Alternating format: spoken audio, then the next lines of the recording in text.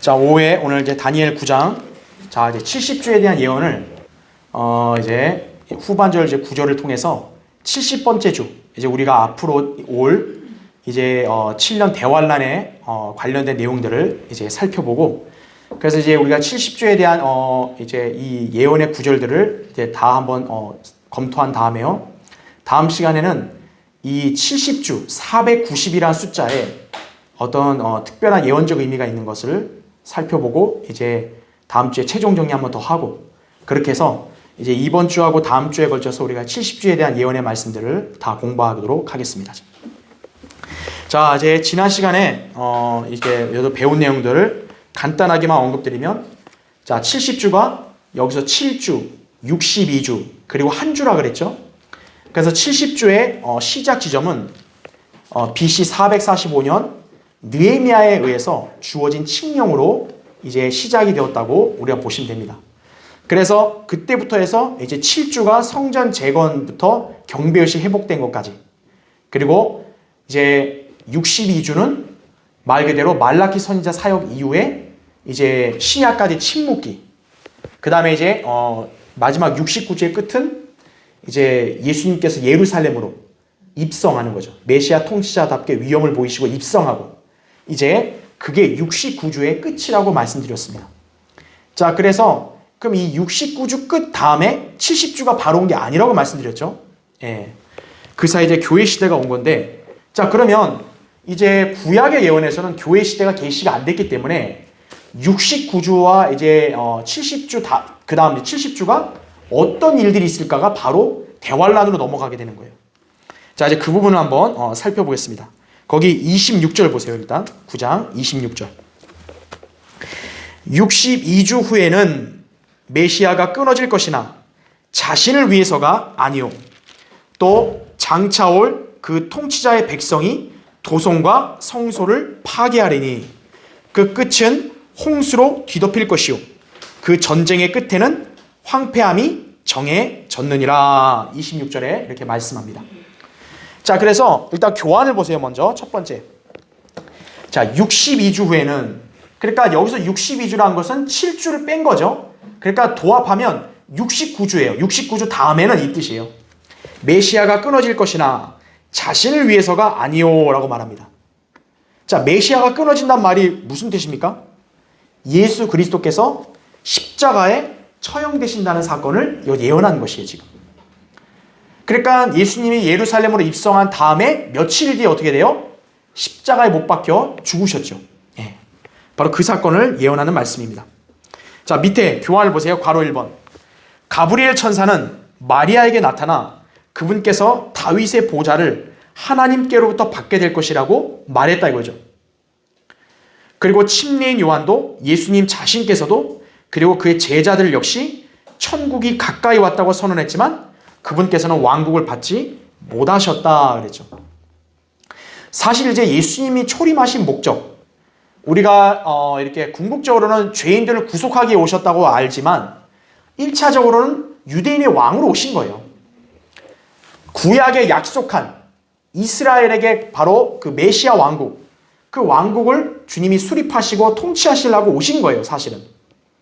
그래서 초림 때 맨 처음 선포된 선언이 뭡니까? 바로 회개하라, 천국이 가까이 왔다 이거예요. 그러니까 천국이 가까이 왔기 때문에 메시아만 영접하면 천국이 도래하는 거죠. 하지만 그들이 메시아를 거절함으로써 어때요? 왕국을 받지 못한 거죠. 그러니까 하나님께서는 그 멀리까지도 이미 다 내다보셨기 때문에 어떻게 된 거예요? 이 다니엘 70주 예언을 통해서 메시아가 끊어질 거란 말까지 다 하신 거예요. 자, 그분의 머리에는 왕관이 써야 되는데 왕관이 아니라 초림 때 뭘 쓰셨습니까? 가시면류관을 쓰셨죠. 또 죽으셨다 이거죠. 다니엘이 미리 그걸 내다보고 예언한 것이다 이거죠. 자, 괄호 2번 보세요.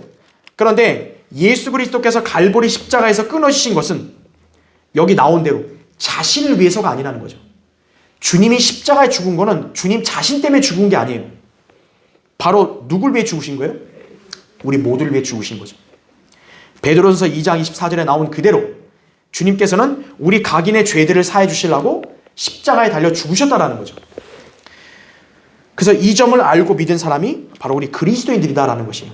예. 주님은 자신의 죄 때문에 죽은 게 아니라는 거죠.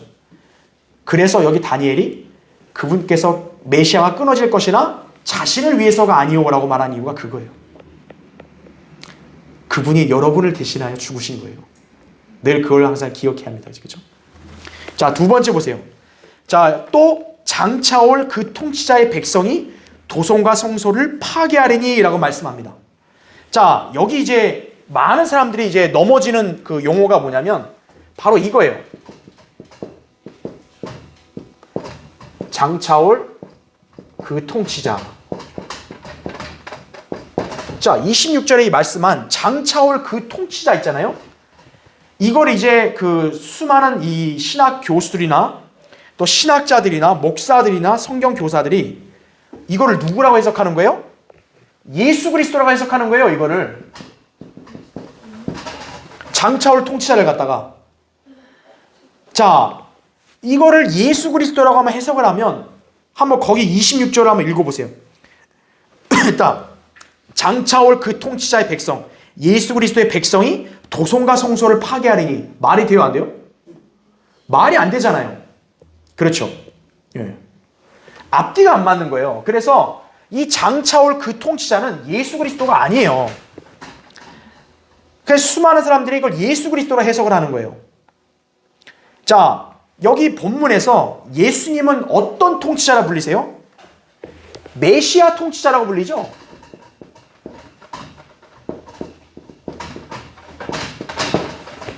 예수님은 메시아 통치자라고 25절에서 말씀하세요. 그러니까 메시아 통치자와 장차올 그 통치자는 다르다라는 거예요. 그러니까 이거를 딱 구분해야 됩니다. 지금 거기 26절 보면 62주에는 메시아가 끊어질 것이나 그 자신을 위해서가 아니요 라고 하면서 뭐가 찍혀있어요? 콤마가 찍혀있다고요. 별도로 분리된 거예요, 지금. 그러니까 이것은 장차올 통치자는 메시아가 죽고 난 다음에 나타날 통치자구나 라고 여러분이 먼저 알고 있어야 된다는 거죠. 그렇죠? 자, 그러면 여기서 장차올 그 통치자가 누구냐?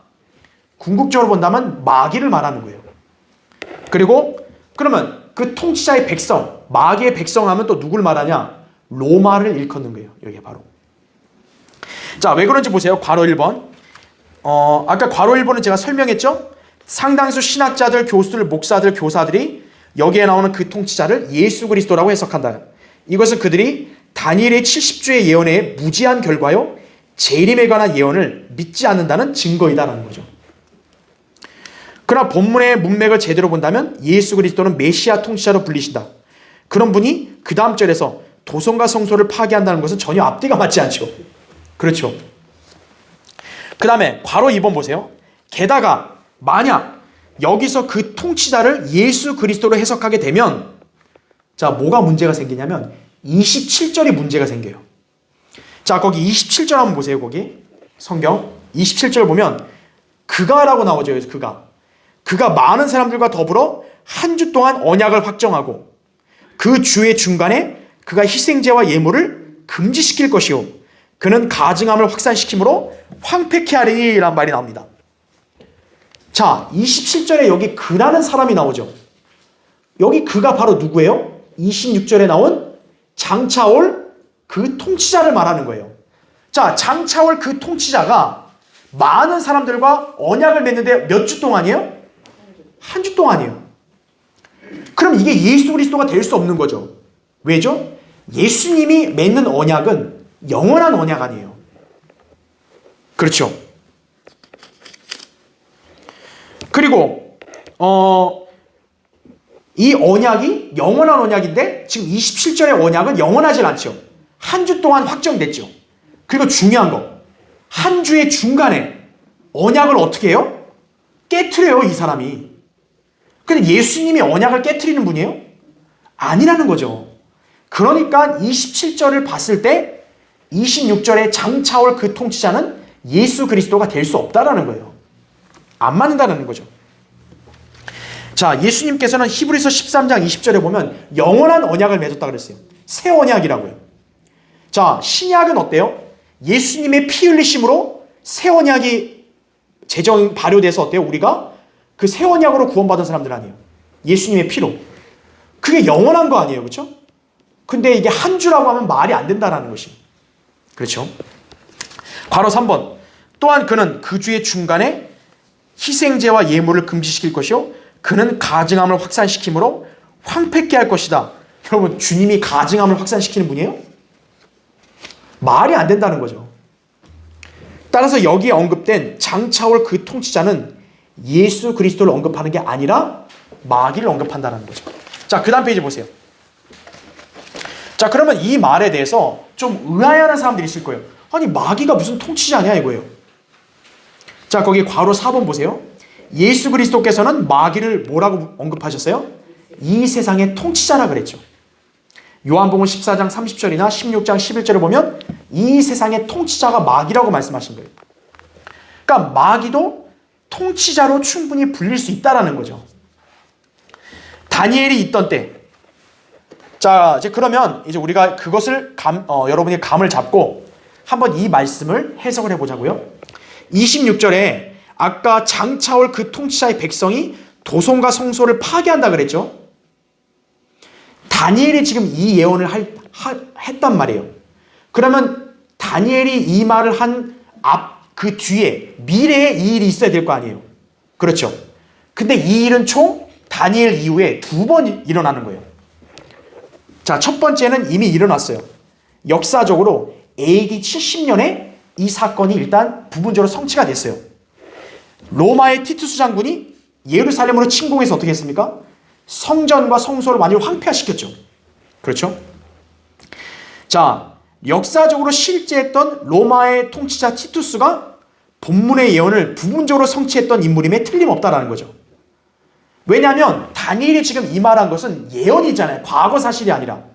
그러니까 다니엘이 있던 때부터 미래에 이 사건이 일어나야 되는데 AD 70년에 이미 한 번 일어났어요.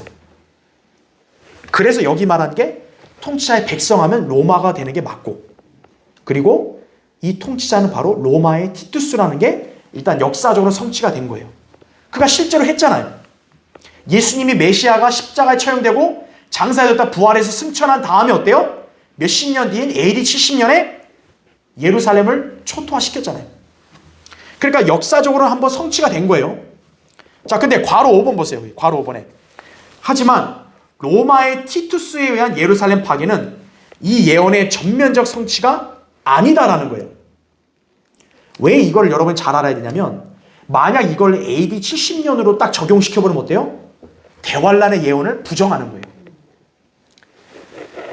자, 로마의 티투스가 침공했던 거는 단지 뭐냐면 예표였을 뿐이다라는 거죠. 실제로 예루살렘 파괴, 여러분 예루살렘 파괴가 로마만 했던 게 아니라 누가 또 했어요? 우리가 다니엘에서 배웠던 대로 바빌론의 느부갓네살이 예루살렘을 초토화시켰다고요. 이미 한 번. 그렇죠. 그러니까 성전과 성소가 완전히 황폐화됐기 때문에 어때요? 바빌론 70년이 끝나고 코레스가 기환시켜서 성전을 재건하라 그랬잖아요. 왜냐하면 성전이 다 파괴됐으니까. 그러니까 여기 나온 말씀은 일단 바빌론의 느부갓네살도 한번 했고요. 근데 다니엘이 예언한 시점은 이미 바빌론은 과거잖아요. 그러니까 미래 예언으로 본다면 AD 70년 로마 침공이 맞고, 근데 그게 다 끝이 아니라는 거죠. 마지막으로 한 번 더 남은 거예요. 그게 바로 대환란이다 이거죠. 예. 여러분 그것을 잘 기억을 해야 됩니다. 따라서 이 구절에서 언급하는 통치자는 역사적으로 어떤 왕이나 통치자를 가리키는 게 아니라 마귀를 일컫는다라는 거죠. 그가 장차 육화되어 이 세상에 나타날 바로 누구라는 거예요? 적그리스도라는 거죠. 자, 다시 한번 내용을 제가 정리하면, 이 장차 올 통치자가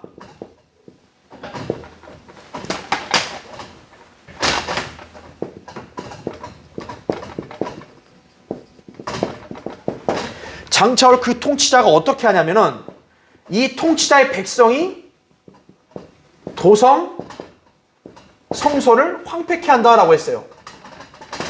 그렇죠? 그래서 통치자가 백성들 군대를 이끌고 와서 예루살렘을 파괴시키네 이거죠.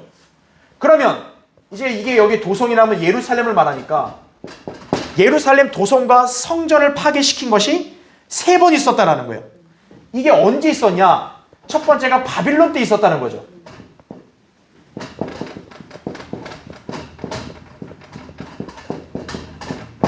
바빌론 느부갓네살 때 한 번 침공해서 어때요? 예루살렘 완전 박살냈죠. 바빌론 때. 두 번째는 언제예요? 로마다 이거죠. 이거는 이제 우리가 이미 역사로 아니까 그렇지만 이 당시에 다니엘 때는 몰랐지만 모르는 거죠, 당연히. 바로 AD 70년에 로마의 티투스가 예루살렘을 파괴했다라는 거죠. 이게 AD 70년 때 있었던 거고. 자, 그러면 세 번째. 그럼 로마로 끝나냐? 그게 아니라는 거죠. 바로 언제요? 적그리스도가 다시 한번 어때요? 예루살렘을 황폐케 한다는 거죠. 도성과 성소를. 그래서 예루살렘 파괴에 대한 예언이, 파괴를 했던 사건이 성경적으로 총 3번인 거예요. 자, 이해되시죠? 무슨 말인지? 그래서 지금 다니엘 70주에서 이걸 예언했잖아요. 장차올 통치자와 백성이 도성과 성소를 파괴한다 라고 했을 때 다니엘은 지금 시점이 어디예요? 여기죠, 여기. 여기에 있는 사람이죠. 이미 바빌론은 다니엘에게는 과거가 돼버렸어요. 그러니까 지금 70주에서 이 예언은 여기에 해당이 안 되는 거예요. 그러면 일단 1차적으로 어디에 해당돼요? 여기에 일단 해당되겠죠. 그래서 역사적으로 본다면 이게 이제 역사적인 적용이에요. 그래서 역사적으로 본다면 이 장차올 통치자는 티투스가 되고 로마의 통치자고 로마인들이 와서 어때요? 도성과 성소를 파괴한 거죠. 그런데 중요한 게 뭐예요? 그게 끝이 아니라는 거예요. 왜 그러냐면 26절 뒤에 보면 거기 보세요. 백성이 도성과 성소를 파괴하리니 그 끝은 홍수로 뒤덮일 것이요 그 전쟁의 끝에는 황폐함이 정해졌느니라 그랬어요. 이건 아직 성취가 안 됐단 말이에요. 그래서 이것은 부분적으로는 맞지만 이 70주 예언의 온전한 성취는 아니라는 거예요. 그러니까 사실 보면 이것도 온전한 성취는 아니에요. 그러면 이 예언이 온전히 성취되려면 앞으로 이 일이 한 번 더 있어야겠죠. 그게 언제라는 거예요? 바로 적그리스도, 대환란 때 적그리스도가 이제 예루살렘을 다시 한번 침공해서 성전과 성소와 도성을 황폐화시키는 그런 일이 한 번 더 미래에 벌어진다는 거예요. 그게 바로 대환란 때고 이 대환란 때 예언이 그래서 이게 다니엘 70주에 성취인 거예요. 그러니까 어떻게 보면 어때요? 로마의 티투스의 침공은 예표죠. 그냥 하나의 예표라고 보면 되겠죠. 앞으로 대환란 때 적그리스도의 그 군대가 침공할 거에 대한 예표라고 보면 되겠죠. 예. 자, 거기 괄호 6번 보세요. 적그리스도는 대환란 때 나타나서 예루살렘에 들어가 그 거룩한 도성을 짓밟게 될 것이다 그랬어요. 계시록 11장 2절에 보면 환란 시대에 성전이 있고 그걸 이제 짓밟는 거예요. 이때 예루살렘 파괴는 바로 언제 있는 겁니까? 대환란 중간에 있게 된다는 거죠. 왜냐하면 계시록 11장에 보니까 42달이란 말이 나와요. 42달. 그렇죠? 그러니까 42달은 3년 반이죠. 그러니까 7년이 대환란이라고 한다면 3년 반에 황폐화된다고 했으니까 대환란 중간에 이제 예루살렘이 파괴되는 것이 실제 일어날 것이다 라는 거예요. 자, 그래서 계속 보세요. 이로써 예루살렘 파괴는 바빌론과 로마에 이어서 세 번째로 적그리스도에 의해 이루어질 것이다. 제가 방금 설명한 대로 바빌론이 한번 파괴했죠. 로마가 한번 파괴했죠. 이제 세 번째 적그리스도가 파괴한다 이거죠. 자, 이런 점에서 장차 대환란 때 적그리스도에 의해서 있을 예루살렘 파괴는 이전의 바빌론, 로마에 의한 예루살렘 파괴의 결정체라고 할 수 있다 이거죠. 자, 이 말이 다시 설명하면 뭐냐면 바빌론 때 예루살렘을 파괴한 거, 로마 때 파괴한 거는 다 모형이었다라는 거예요. 결국 그거의 실체는 뭐라는 거죠? 대환란 때 적그리스도가 침공해서 황폐화시키는 거다 이거죠. 그래야 이 70주의 예언이 온전히 성취되는 거예요. 그래서 바로 7번 보세요. 그러므로 바빌론의 느부갓네살, 로마의 티투스에 의한 예루살렘 황폐화는 장차 대환란 때 적그리스도에 의해 있게 될 예루살렘 파괴의 예표적인 사건이다라는 거죠. 특히 우리는 뭘 기억해야 돼요? 로마를 기억해야 돼요. 로마 제국은 이제 장차 뭐예요? 대환란 때는 신비의 형태, 종교적인 신비의 로마, 바빌론으로 바뀔 거라고요. 자, 이게 참 얼마나 이게 놀라운 조화냐면 바빌론. 여러분 대환란 때도 적그리스도가 이제 있게 될 도성도 뭐예요? 바빌론이죠. 바빌론이 등장하죠. 대환란 때. 또 로마 제국이 어때요? 실제 종교적인 형태의 로마로 바뀌죠. 그러니까 바빌론과 로마는 이 적그리스도 왕국의 어떻게 보면 하나의 부분적인 요소를 다 담당하는 거예요. 즉 적그리스도 왕국은 바빌론과 로마가 복합된 거라고 보시면 되는 거예요. 자, 요한계시록 17장 5절에 뭐라고 나오죠? 로마는 대환란 때 신비라 큰 바빌론이라 땅의 창녀들과 가증한 것들의 어미라고 불려지죠. 로마는 대환란 때 적그리스도의 왕국의 연장선상에 있다고 볼 수 있는 거예요. 그래서 제가 아까 여기 읽을 때 그 통치자의 백성은 로마라 그랬잖아요. 그러니까 실제 AD 70년 로마도 되고 장차 대환란 때 적그리스도도 결국 어떻게 보면 신비의 그 로마 그 형태에 올라타 있는 짐승이다 보니까 그가 이끌고 여기 예루살렘 칠 때도 역시 로마인들이 되는 거예요. 그래서 본문의 예언이 역사적으로는 로마 제국에 의해 부분적으로 성취되었고 최종적으로는 대환란 때 로마에 의해서 온전히 성취될 것이다 라는 거죠. 예. 자, 그래서 그렇게 여러분 보시면 되고요. 자, 세 번째 보세요. 교환에 그 끝은 홍수로 뒤덮일 것이요 그 전쟁의 끝에는 황폐함이 정해졌느니라 이렇게 말씀합니다. 자, 여기 보니까 그 도성과 성소를 파괴하는데 그 끝은 뭐라 그래요? 홍수로 뒤덮일 거라 말합니다. 자, 여기 홍수는 무슨 추상적인 게 아니라 실제로 대환란 때 홍수가 있을 거라는 거예요. 자, 요한계시록 한번 펴보세요. 여기 요한계시록 12장 보십시오.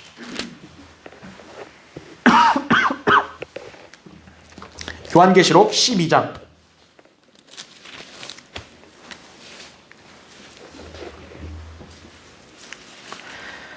거기 요한계시록 12장 13절 한번 보세요. 13절.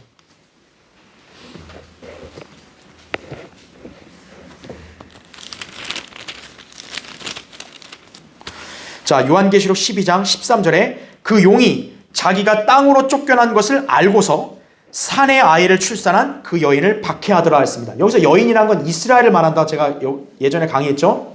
그러니까 용이 마귀가 자기 때가 얼마 안 남은 걸 아니까 이스라엘을 아주 극도로 박해하는 거예요. 대환란 때. 근데 보세요. 14절에 어떻게 박해하려고 했는지요. 그때 그 여인이 큰 독수리의 두 날개를 받았는데 이는 그녀가 광야에 있는 자기 처소로 날아가서 그곳에서 그 뱀의 낯을 피하여 한 때와 두 때와 반 때를 부양받으려 함이더라 이거죠. 그러니까 이스라엘은 어때요? 대환란 때 적그리스도가 박해하면 광야로 도망간다 이거죠. 하나님의 기적적인 보호로 광야로 피신해서 거기서 부양받는 거예요. 그게 3년 반인 거죠. 한 때, 두 때, 반 때. 근데 보세요. 15절. 그 뱀이 여인 뒤에다가 자기 입에서 물을 홍수같이 쏟아 뭐라 그러죠? 그 여인을 홍수에 떠내려가게 하려 하되 그랬죠. 이걸 갖다가 이해가 안 되니까 막 추상적으로 해석할 필요 없어요. 문자적으로 보면 돼요. 그 용이 어떻게 한 거예요? 실제로 입에서 어때요? 물을 쏟아내서 홍수로 익사시키려고 하는 거예요. 이스라엘을.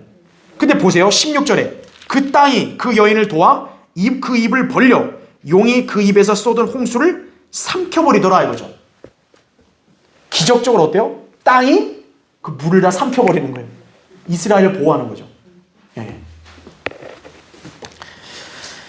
자, 그 교환을 보세요. 교환의 세 번째 밑에 괄호 1번 보세요.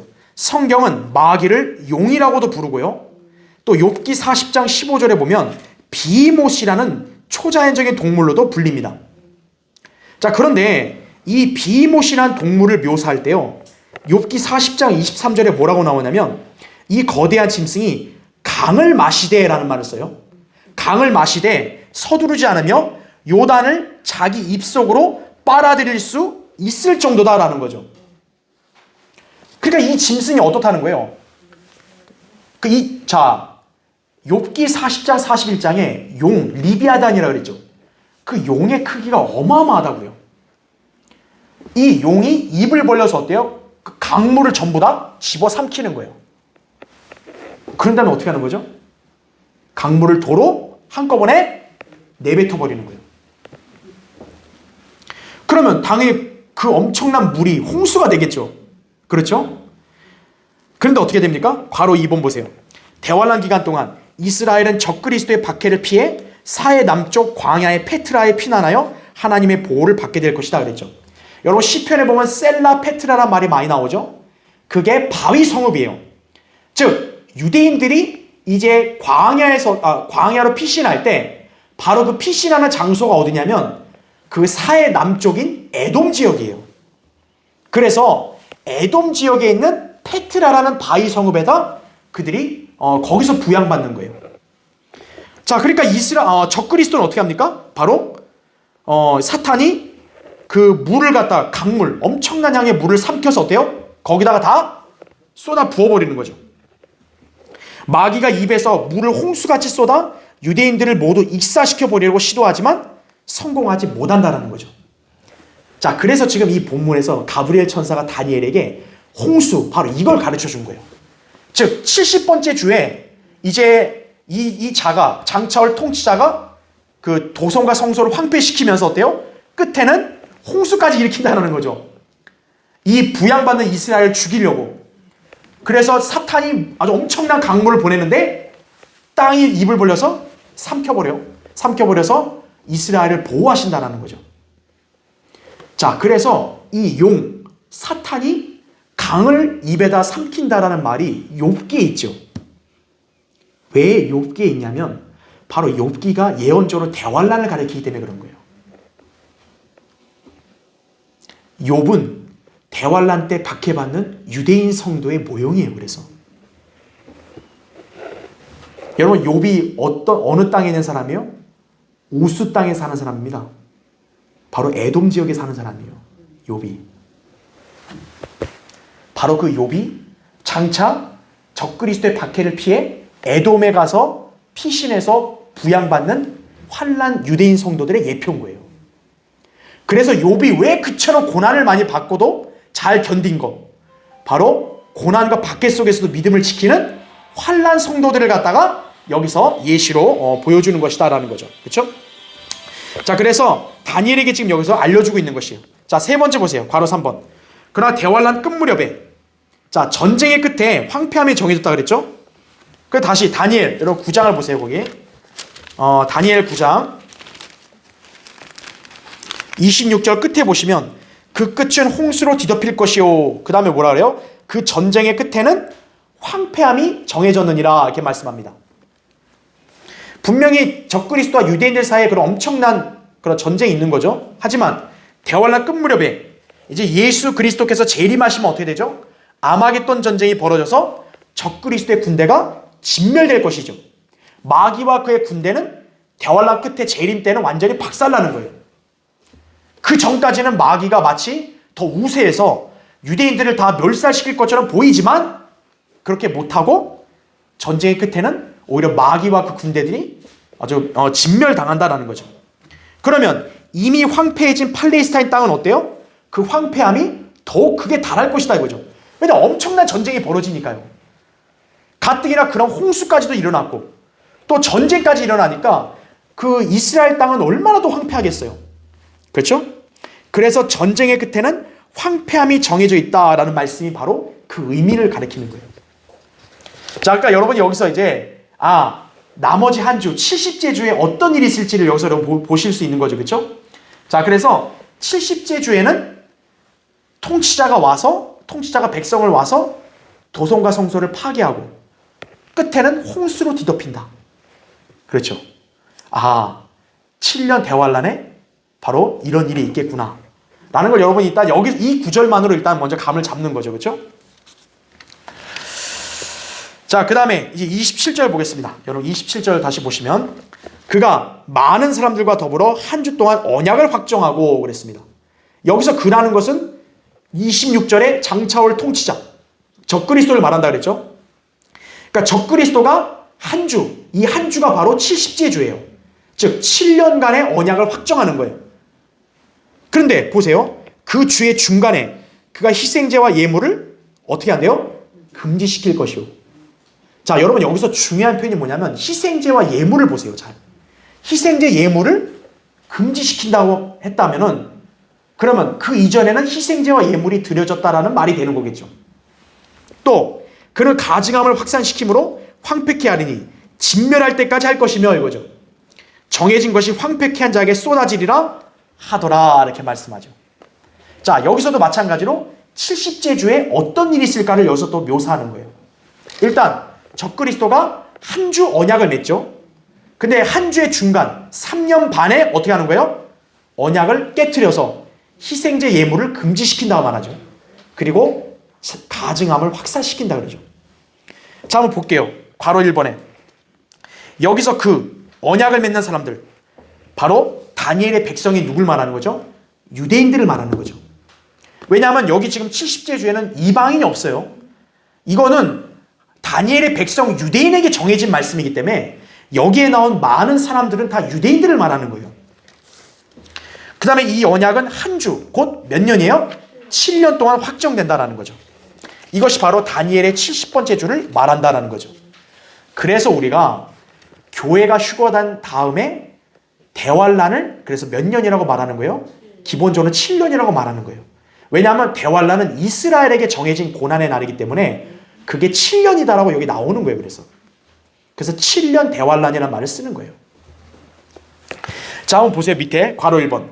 이스라엘이 대환란 때 적그리스도와 맺는 그 언약에 대해서, 자, 여러분 이것도 한번 성경 찾을게요. 이사야 보세요. 이사야 28장 한번 보세요. 여러분이 대환란 때 유대인이 적그리스도와 언약을 맺는다 하면 여러분 이사야 28장을 딱 기억하셔야 돼요. 이사야 28장 15절 보세요.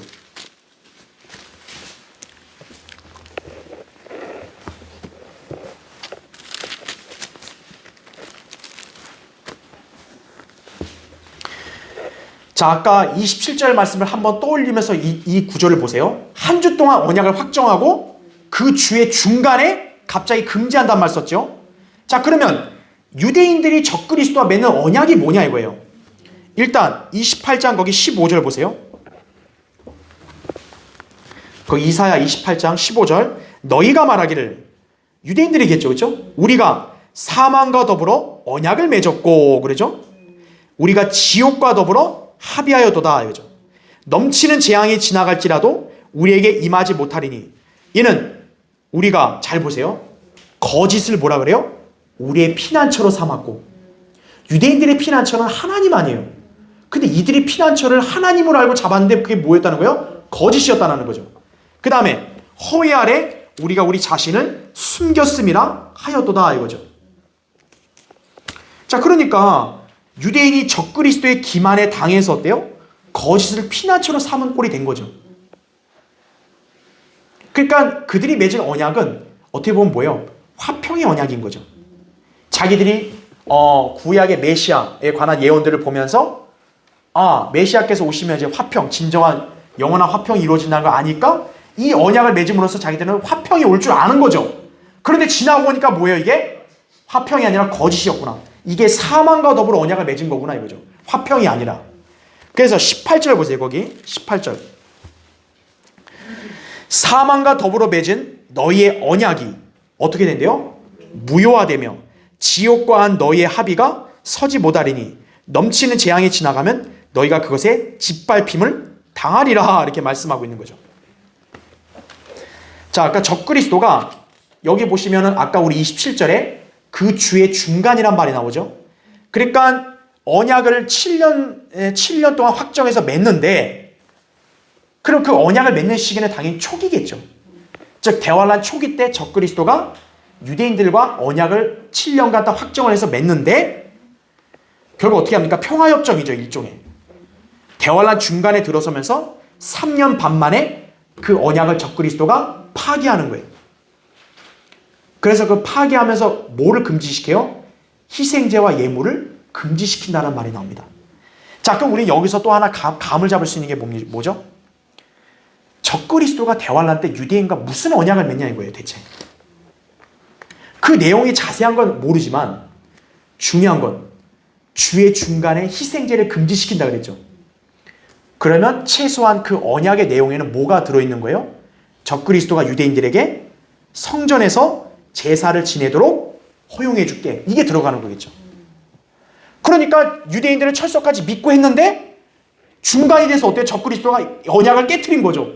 희생제 드리지 마. 거짓말 해버린 거죠. 그래서 속았다라는 거죠, 유대인들이. 그러니까 여기서 희생제와 예물을 중간에 금지시켰다는 말은 분명히 처음에 언약을 맺을 때는 희생제와 예물을 드리는, 다시 말하면 성전의 제사를 허용해 줬다라는 그런 것이 암시가 되어 있는 거죠, 여기서. 그죠? 그래서 성경은 그것이 사망과 더불어 맺은 너의 언약이다. 무효화된다 이거죠. 희생제 예물을 금지시켰으니까. 자, 그래서 예물을 금지시키고 그 다음 어때요? 가증함을 확산시켰다라는 말을 하죠. 왜 가증함이겠어요? 처음에는 적그리스도가 유대인들이 여호와 하나님께 제사 지내는 걸 허용했는데 갑자기 어때요? 적그리스도가 이제는 자기가 하나님이라고 하면서 거기에 자리를 차지하니까 가증해버리는 거죠. 확산시키는 거죠, 이제. 네. 자, 이제 괄호 3번 보세요. 자, 여기서 또 중요한 표현. 물론 적그리스도의 이 언약은 유대인 뭐라 그래요? 전체와 맺는 게 아니라 그냥 누구랑 맺는 거예요? 유대인의 많은 사람들과 맺는다는 게 중요해요. 다시 말하면 유대인 전체가 그 언약에 동조하는 게 아니에요. 적그리스도의 언약에 처음부터 동조하지 않을 유대인들이 있을 것을 암시하는 거죠. 그러니까 유대인 전체라고 말 안 하고 많은 사람들과 그냥 언약 맺었다 그러죠. 바로 이들이 누구냐면 마치 엘리야 때 바알에게 무릎 꿇지 않은 7,000명과 같은 부류의 남은 자들에게 되죠. 그러니까 유대인 남은 자들은 적그리스도 언약을 동조 안 하는 거예요. 그냥 유대인 많은 사람들이 적그리스도와 그냥 언약을 맺는 거죠. 예. 그래서 로마서 11장 4절에 나온 그대로 바알에게 무릎 꿇지 않고 입 맞추지 않은 7,000명의 사람들, 하나님이 엘리야 때 걸 남겨놨죠. 자, 엘리야는 재림 때 다시 오죠. 엘리야가 사역했던 때는 이스라엘 왕이 아합 왕, 사악한 왕이죠. 아합은 적그리스도의 예표죠. 바로 그와 똑같이 대환란 때도 아합 때 바알에게 무릎 꿇지 않은 7,000명이 있듯이 대환란 때도 적그리스도에게 동조하지 않을 남은 자들이 있다는 걸 여기서 보여주는 거죠. 예. 그래서 적그리스도, 그래서 괄호 4번 보세요. 자, 이 남은 자들이 누군지는 우리 잘 알죠. 요한계시록 7장에 보면 이마에 인장으로 표시를 받은 유대인 14만 4천 명 나오죠. 대환란 때 하나님께서 남겨놓으신 자들이 바로 그들이다 이거죠. 예. 여호와의 증인 아니에요. 신천지는 더더군다나 아니에요. 예, 사기치는 거죠, 그들요. 다시 말해 적그리스도와의 이 언약은 이스라엘의 많은 사람들과 맺을지언정 이스라엘 전체와 확정하는 것은 아니다라는 거예요. 자, 괄호 5번 보세요. 적그리스도에 의해 언약을 파기당한 유대인들에게는 그 후로도 3년 반의 기간이 더 남아있을 것이다라는 거죠.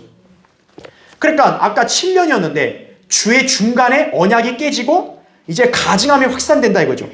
그게 몇 년이 남은 거예요? 3년 반이죠. 성경은 이 기간을 진정한 대환란이라고 명령하는 거죠. 마태복음 24장 21절에 나오죠. 그러니까 우리가 대환란을 얘기할 때 7년을 얘기하는 것은 다니엘 70주 때문에 그러는 거예요. 왜냐하면 한 주가 7년이니까. 그러니까 유대인에게 정해진 대환란 기간은 전체가 7년이지만 실질적으로 적그리스도가 이제 본격적으로 마각을 드러내서 완전히 유대인들을 박해하고 가증함을 확산시키는 3년 반이 어떻게 보면 진정한 대환란이라는 거죠, 그게. 그러니까 7년 대환란이라 말하지만 성경에서 직접적으로 엄밀하게 대환란을 더 정확히 말한다면 그 중에서 3년 반이 되는 거예요. 예.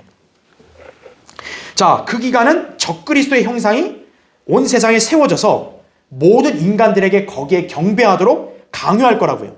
경배 안 하면 다 죽이는 거죠, 전부. 또 짐승의 표와 숫자를 받아야 생필품을 구매할 수 있는 극도의 한계 상황에 봉착하게 될 것이다 이거죠. 여러분, 이런 세상이에요.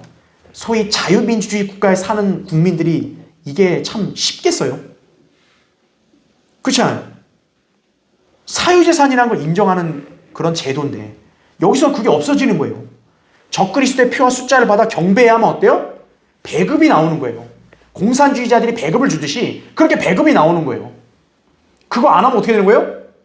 두 가지예요. 굶어 죽든지 아니면 목배임을 당하든지 대환란 때로 결정해야 되는 거예요. 결정적으로는 어떻게 하죠? 이스라엘이 극도의 박해를 받는 거예요. 이제 온 땅에 아주 악과 그 대적이 되는 거예요. 이스라엘이. 예, 그런 취급을 받는 거예요. 자, 이제 교환 보세요. 밑에 두 번째. 그가 희생제와 예물을 금지시킬 것이요.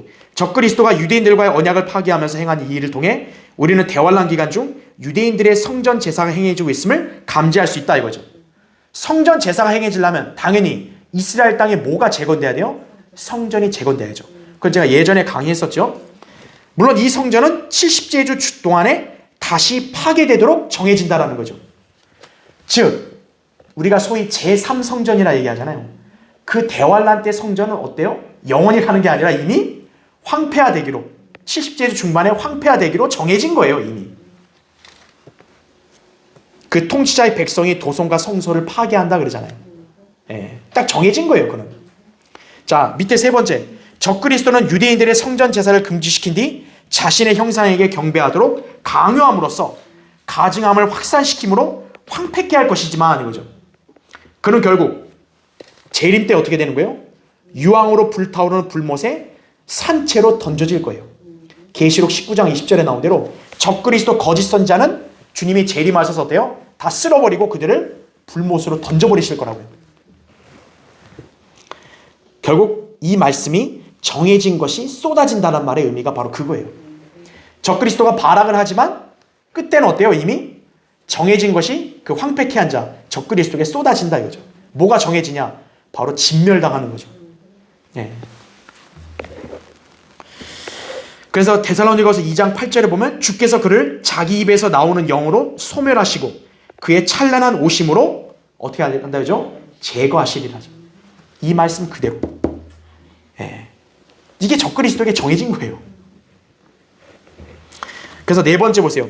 다니엘의 70제주의 맨 마지막 주는 적그리스도의 바로 이런 활동과 이후의 멸망으로 막을 내리게 될 것이다 이거죠. 그리고 예수 그리스도께서 통치하시는 천년왕국 시대가 마침내 어때요? 도래할 것이다 이거죠. 이것이 바로 이스라엘이 통과해야 될 대환란 곧 70제주예요. 다니엘은 자기 백성이 이제 바빌론 포로에서 회복되니까 그것으로 이제 이스라엘에 대한 죄의 징계나 심판이 끝난 줄로 아는데 70주가 정해졌다는 거예요. 얼마나 길고 또 이 거쳐야 될 순환을 볼 때 얼마나 못 견디겠어요 이게. 그렇죠. 자, 그래서 마지막으로 한번 이제 간단히 정리하고 마칠게요. 자, 우리는 지금 오늘 70제주에 일어날 일을 봤어요. 자, 그래서 70제주에서 일어날 일이 오늘 이제 여기 다시 한번 마지막 정리를 해드리면 70제주에 이제 이 7년 대환란이죠. 첫 번째, 백성이 도성과 성소를 파괴한다 이거죠. 예.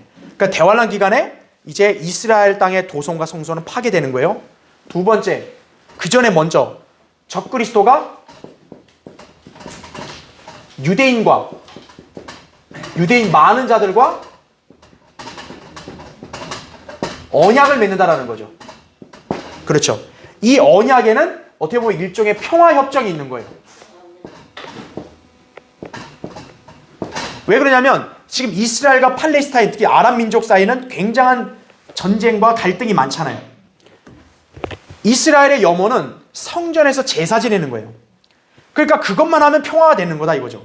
그러니까 그걸 적그리스도가 언약으로 여기서 맺을 때 바로 성전 제사를 약속할 것이다 이거죠. 그렇죠. 그러니까 어때요?